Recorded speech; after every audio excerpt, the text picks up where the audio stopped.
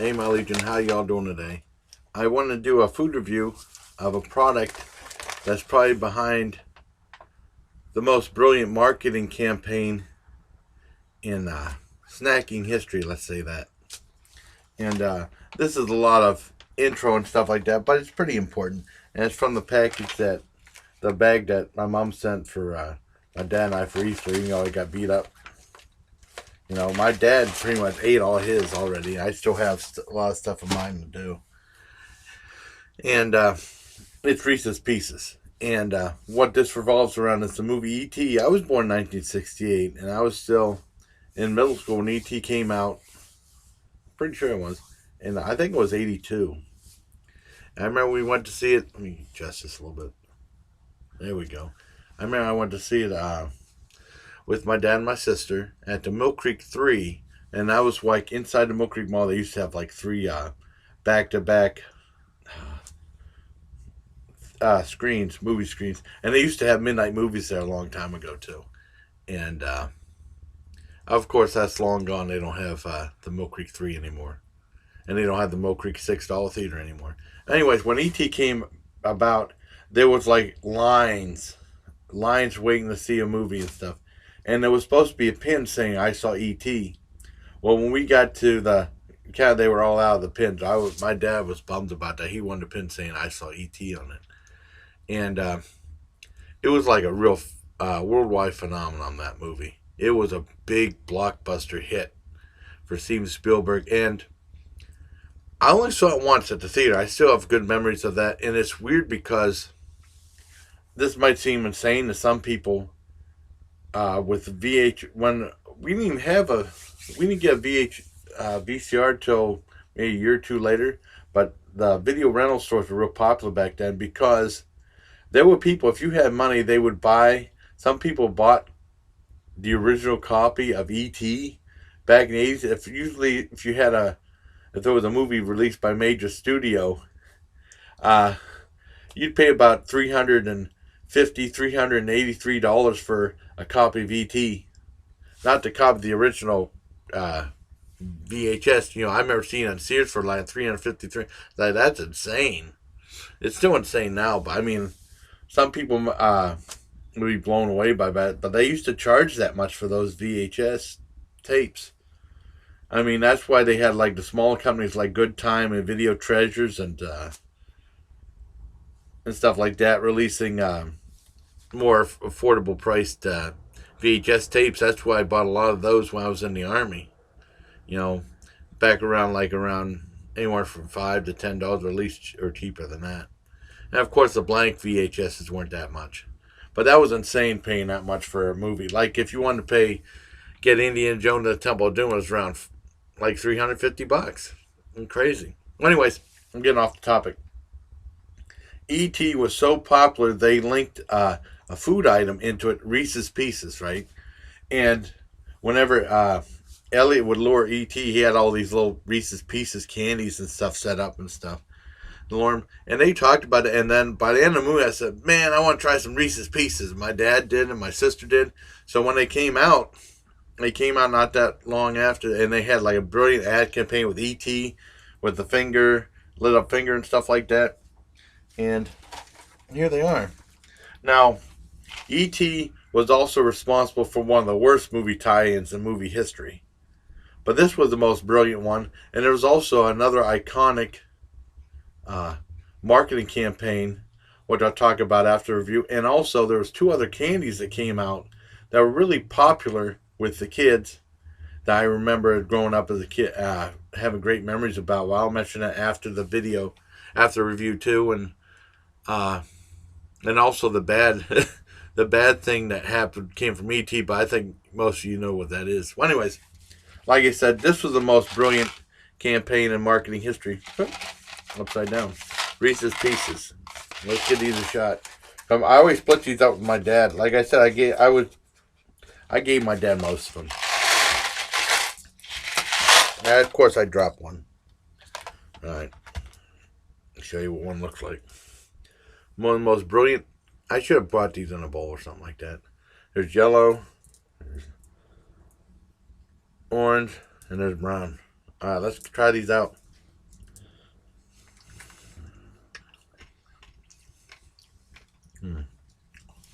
It's just as good as I remember them.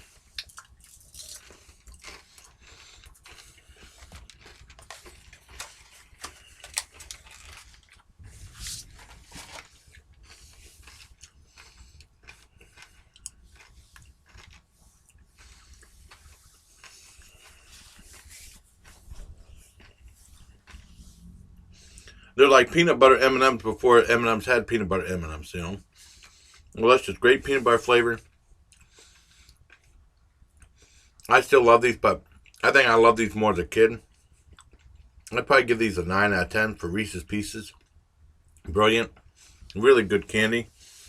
Also,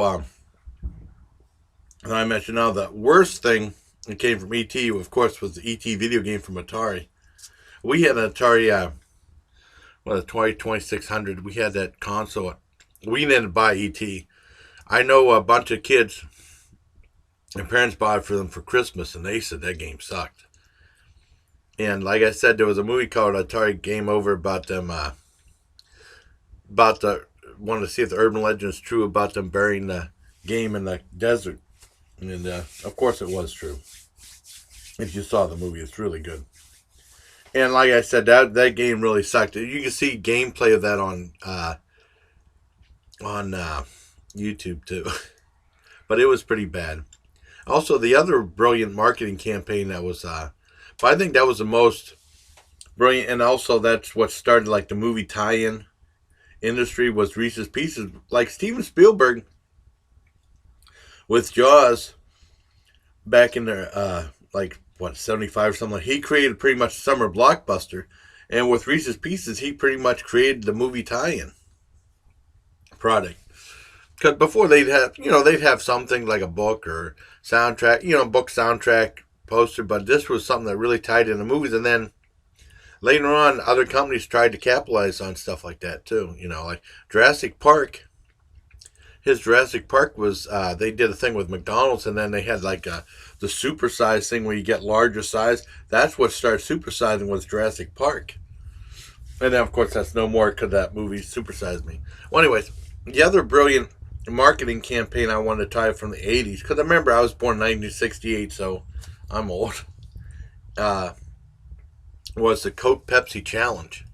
Now, I mentioned this a long time ago with a review from, I got a package of some stuff from Loblaws. We used to have a Loblaws in Erie in the 80s, and basically the commercial would take the Coke Pepsi Challenge and choose for yourself whether you like Coke better or Pepsi better. And right outside Loblaws, they had an official Coke Pepsi Challenge thing with, like, I don't think it was like they were like going around all around Erie, and we went there, and there was like a huge line. And my mother was there, and my dad, and my sister, and myself.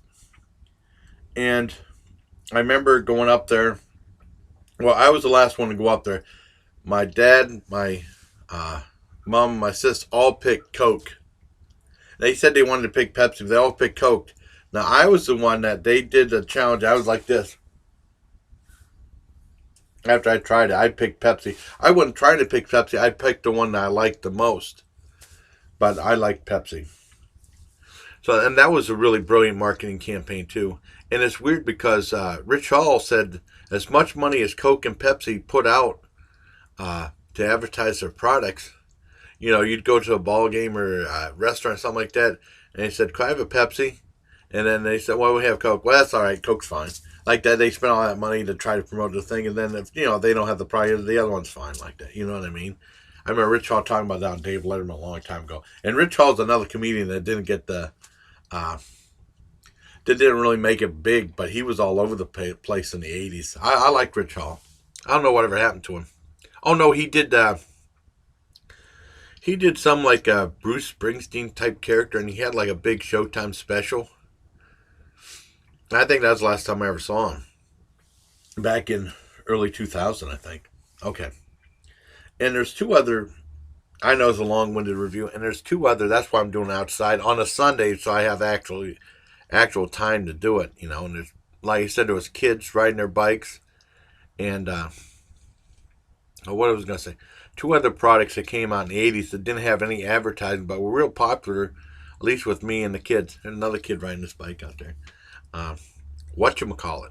That was a great candy bar. I mean, I just saw it by accident in the thing. I said, boy, I want to try it. And I can't remember if it had a marketing campaign back then, but it was a very good candy bar. I really liked that a lot. I haven't had a whatchamacallit in a long time.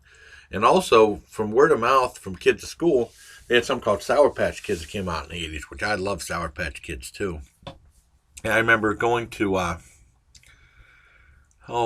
in the school bus going to school, uh, it was weird. Some kid had a general store behind his house. And he never told anybody. I mean, some kids knew about it. I didn't know about it. He said, why didn't you tell anybody? He said, well, I didn't really think about it. I'm checking the sun and stuff like that.